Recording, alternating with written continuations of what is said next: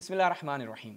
ناظرین، مفتی سعید صاحب جن کے متعلق ہم کیا گزشتہ کلپس میں بیان کر چکے ہیں، ان کے ہم نے جوابات دیے تھے، نہایت ہی کمزور ان کے استدلالات تھے جن کا ہم جواب دے چکے ہیں۔ 3-4 کلپس ہمارے اسی چینل پہ موجود ہیں۔ انہوں نے پھر تشیع کے بارے میں بات کی اور وہ 17 منٹ کی پوری گفتگو ہے۔ آپ 17 منٹ کی بھی پوری گفتگو ان کے چینل پہ جا کے سنیں تو ایک تھوڑا سا بھی مطالعہ رکھنے والا شخص جو ہے وہ ان کی گفتگو سن کر ہنسے گا کہ اتنے بڑے مفتی صاحب کی یہ حالت ہے۔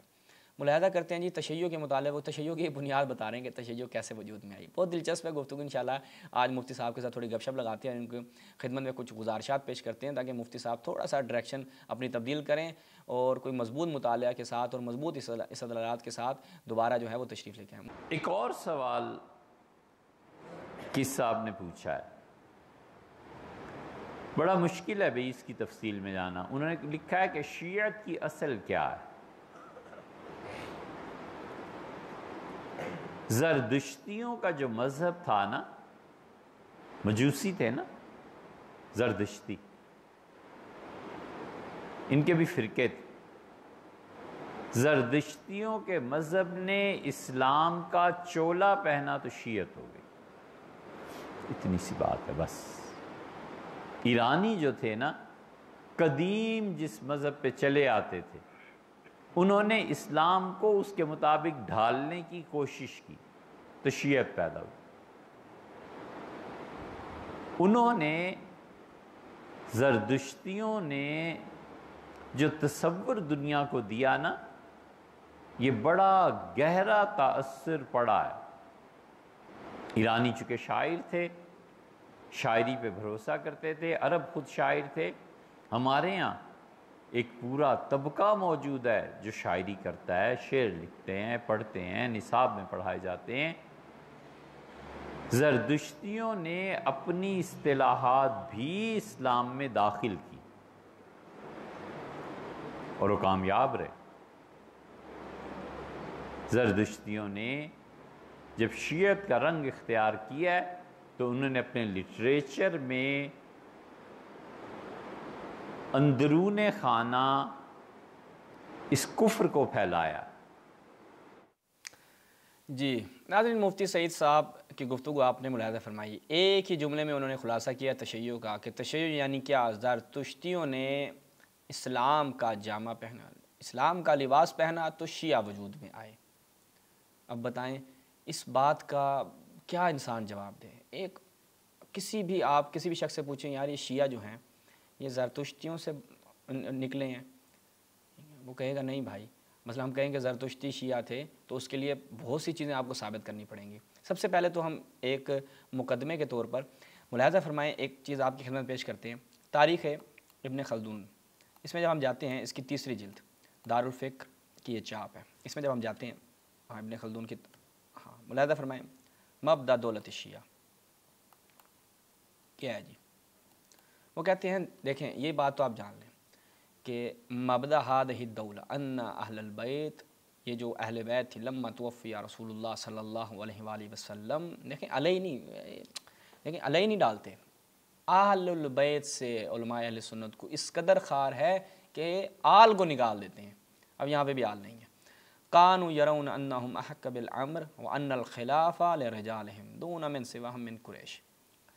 وہ کہتے ہیں کہ جب رسول اللہ کی وفات ہو جاتی ہے، جو اہل البیت تھے وہ اس خلافت کے بارے میں کیا وہ عقیدہ کیا رکھتے تھے کہ یہ خلافت ان کا حق ہے، رسول اللہ کی وفات کے بعد خلافت ان کا حق ہے۔ تو یہاں سے تشیع کی ابتدا، یعنی ایک ان کی حکومت مبدأ دولت الشیعہ ان کی ابتدا ہوتی ہے، ٹھیک ہے۔ جو ایک تشیع اپنے ایک عقیدے کے ساتھ باہر نکھر کر آتی ہے، وہ کیا؟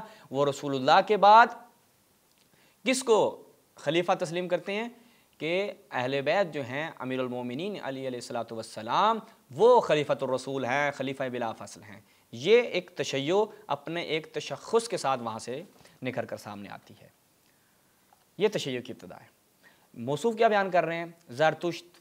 اچھا، بعض احباب جو ہیں، بس یہ آپ کے یہاں پہ تھوڑی سی مفتی سعید صاحب کی خدمت میں چند گزارشات پیش کریں گے۔ بعض احباب کیا کرتے ہیں؟ بعض احباب یہ کہتے ہیں کہ جی نہیں، عبداللہ بن سبا وہ تشیع کا مجھے تھا، ایک یہودی سے تشیع پھیلی۔ یہ آ کر کہتے ہیں کہ نہیں جی تشیع زرتشتیوں سے پھیلی۔ پہلے تو ان کی آپس میں صلح نہیں ہے، کوئی کیا کہتا ہے، کوئی کیا کہتا ہے، اپنی طرف سے ایک افسانوی ایک چیز گھڑ لیتے ہیں اور پھر اس کے اوپر ایک لیکچر جھاڑ دیتے ہیں کہ جناب زرتشتی تھے پھر شاعر۔ اچھا دلیل کیا دے رہے ہیں، یہ وہ بڑی دلچسپ ہے۔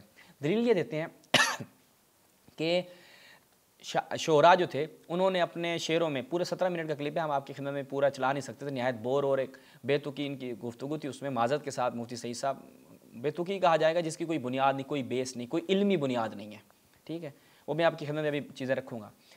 تو اس میں یہ کہتے ہیں کہ شعراء جو ہیں وہ اپنے شعروں میں ایک ایسی چیزیں پیش کرتے تھے، ایک طرف کیا ہوتا تھا خدا پرست ہوتا تھا، دوسری طرف خدا کے مخالف ایک شخص کو رکھا اور تخیلات کی دنیا میں شعر کہنا شروع کیے، اور وہ شعر جو کہے وہ شعر آ جاتے ہیں برصغیر میں بھی آ جاتے ہیں، پاک و ہند میں بھی آ جاتے ہیں، اور ان کے شعروں میں بھی ہمیں وہ چیزیں دیکھنے کو مل جائے، ایک رند ہے، ایک حرم شیخ حرم ہے، فلاں فلاں، اس طرح کی ان کی گفتگو تھی۔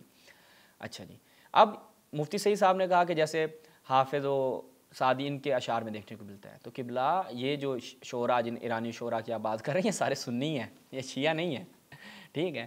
وہ پہلے بھی آپ نے کیا کام کیا تھا، وہ جناب ایک کتاب تھی اور اس سے کہا کہ شیعوں کی کتاب میں، جبکہ وہ ایک سنی مصنف کی کتاب تھی، وہاں پر بھی آپ کو معلوم نہیں تھا، ایک سنی کتاب کو آپ نے تشیع پہ تھوپ دیا، اور یہاں پر بھی آپ نے آ کر ایک عجیب و غریب بات کی کہ تشیع جو ہے وہ اس طریقے سے وجود میں آئی اور یہ کیا، اور نام آپ ایسے شعراء کے کوڈ کر رہے ہیں کہ جو خود سنی تھے، ٹھیک، پہلی چیز یہ۔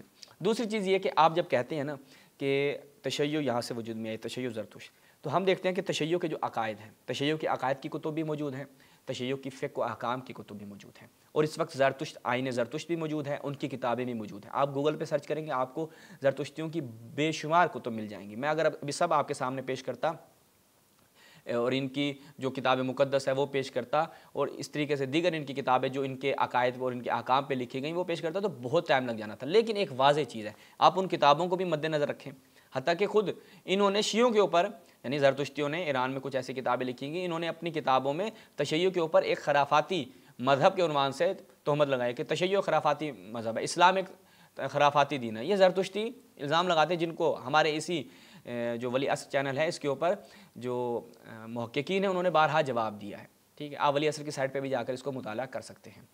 تو آپ کیا کریں، کمپیریزن کریں، کیا کمپیریزن کیا کرنا ہے، یہاں پر رکھیں زرتشتیوں کی کتاب، یہاں پہ تشیع کی کتاب، تشیع کی عقائد کی کتاب رکھیں، اعتقادات شیخ صدوق رکھ لیں، آپ فقہ کی ہماری جتنی کتابیں ہیں، جواہر الکلام وغیرہ وغیرہ اس طرح کی کتابیں رکھیں، اور ان کا کمپیریزن کریں کہ کون سی چیز ہے کہ جو مشترک ہے۔ مثلا ہم 5 وقت نماز پڑھتے ہیں، آپ سنی بھی 5 وقت نماز پڑھتے ہیں، رکعتیں ہماری اور آپ کی سیم ہیں، تو اب کیا کہا جائے گا، یعنی خود آپ کے اور ہم تشیع اور تسنن کے درمیان بھی بہت سارے مشترکات ہیں، تو اب کیا کہا جائے گا کہ آپ بھی زرتشت تھے، آپ نے بھی جامع اسلام پہن لیا، کیونکہ آپ کے اور ہمارے درمیان اشتراکات وجود رکھتے ہیں، تو بس آپ کو بھی نسبت دی جائے زرتشتیوں کے ساتھ۔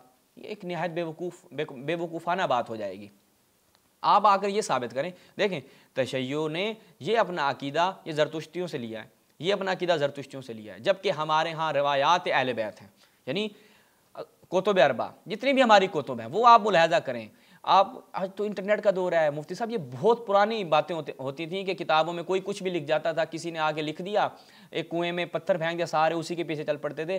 ایک جاہل انسان نے لکھ دیا کہ جناب شیعوں کا یہ عقیدہ ہے کہ امام زمانہ غار میں چھپے ہوئے ہیں، وہ سمعانی نے اپنی الانصاب میں لکھ دیا، اس کے بعد سارے ابن تیمیہ میمیہ شیمیہ سب نے اپنی کتابوں میں پے در پہ لکھا، اور سارے سنیوں کے ذہن میں بیٹھ گیا کہ بھائی بالکل یہی بات ہے، ٹھیک ہے، کہ ان کے امام زمانہ کہاں ہیں جی، غار میں چھپے ہوئے، جبکہ ہماری کتابوں میں کہیں پر بھی یہ چیز موجود نہیں ہے۔ لیکن کیا ہے، سنیوں کو ایک مطمئن کرنے کے لیے، تشیع کے اوپر ایک تہاجم کرنے کے لیے آپ نے ایسے جھوٹ بولے، آپ کے علماء نے ایسے جھوٹ بولے، آپ کے محدثین نے ایسے جھوٹ بولے، اور بے شمار جھوٹ بولے، اور یہ ایک وتیرہ رہا ہے، یہ ایک الگ موضوع ہے کہ اس پہ ہم گفتگو کریں کہ آپ کی کتابوں میں تشیع کے اوپر کتنے جھوٹ بولے گئے ہیں۔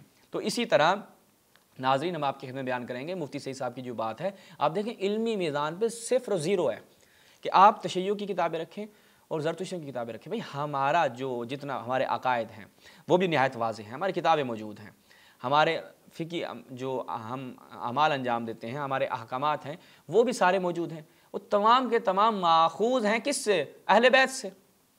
آپ کے نزدیک خود آپ کے علماء نے بیان کیا کہ اجماع اہل البیت لیس بحجہ، کہ اہل بیت کا اجماع حجت نہیں ہے، یہ آپ کی اصول فقہ ان کتابوں میں تمام آپ کے علماء نے لکھا، فخر الدین رازی وغیرہ جیسے تمام علماء نے لکھا کہ کیا ہے جناب، اہل بیت کا اجماع حجت نہیں ہے، عندنا ہمارے نزدیک، وعند الشیعہ حجہ، اور شیعوں کے نزدیک حجت ہے۔ یعنی کیا مطلب ہے کہ اگر کسی مسئلے میں اہل بیت کا اتفاق ہو جائے، شیعہ تو اس کو مانتے ہیں لیکن ہم اہل سنت اس کو نہیں مانتے. کیوں؟ اس لیے نہیں مانتے کیونکہ ہم شیعہ نہیں ہیں، اور ہم نے رسول کی سیرت کو تو اپنانا نہیں تھا. رسول نے کہا تھا میرے بعد اہل بیت کی طرف جانا ہے، میری اطرت کی طرف جانا ہے، ثقلین کی طرف جانا ہے. آپ نے اس کو نہیں لیا، آپ کے نزدیک ان کا اتفاق حجت نہیں، صحابہ کے دامن کو تھام لیا. اور اب اس کو بچانے کے لیے آپ نے تشیع کیوں آپ نے دیکھ لیا کہ بھئی تشیع تو اہل بیت کے پیچھے چل رہی ہے، تو اب کیا کیا جائے؟ لوگوں کے ذہن میں ڈالا جائے کہ تشیع جو ہیں وہ ایک زرتشت، مجوسی، یہ آگ کو مقدس سمجھنے والے. یعنی تشیع کی کون سی کتاب ہے جس میں آپ ہمیں دکھا دیں کہ تشیع جو ہیں وہ آگ پرست ہے، تشیع جو ہیں وہ آگ کو مقدس سمجھتے ہیں، اس کی پرستش کرتے ہیں.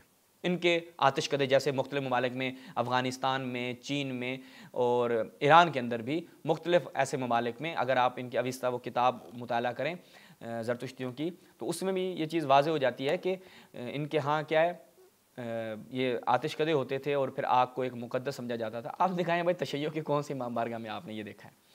تو مفتی سعید صاحب کی اس جواب میں ہم اب کیا حوالہ جات بھی کیا پیش کریں؟ ایک ہوائی بات کی ہے، ایک ہوائی بات کا کیا حوالہ جات پیش کریں؟ اگر وہ کہتے ہیں یہ کتاب یہ کتاب یہ کتاب، تو اس کا ہم اس انداز سے جواب دیتے. تو یہاں پر ہماری مفتی سعید صاحب سے اور تمام برادران اہل سنت سے گزارش ہے کہ آپ ایسی یاوہ ترائیوں سے اجتناب کیا کریں اور ایسی گولہ باری نہ کیا کریں کہ جس کا نہ سر ہو نہ پاؤں ہو.